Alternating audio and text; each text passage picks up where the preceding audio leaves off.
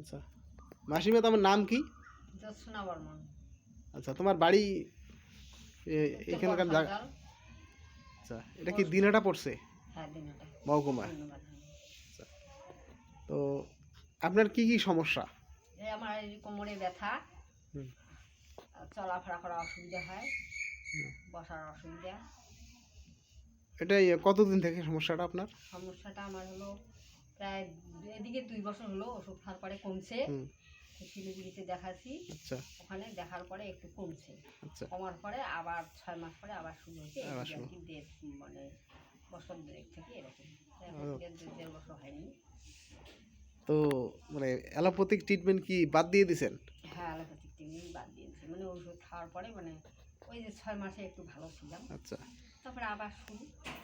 তারপরে হাঁচি আর হবে না। তখন ডাক্তার বলছে কি এটা ব্যাঙ্গলারে জাতীয় হবে, আচ্ছা আচ্ছা, এখানে হবে না।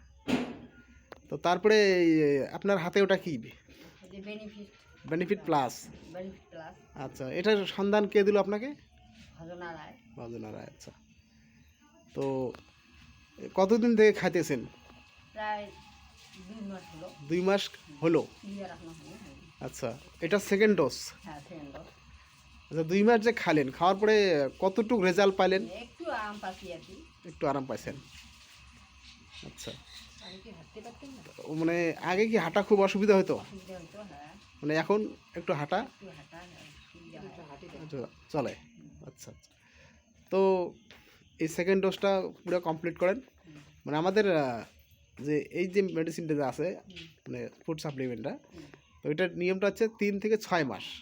তো কন্টিনিউ 6 মাস কোর্সটা কমপ্লিট করবেন, তো আপনার যা যা সমস্যাগুলো আছে সেটা ক্লিয়ার করবে আর কি।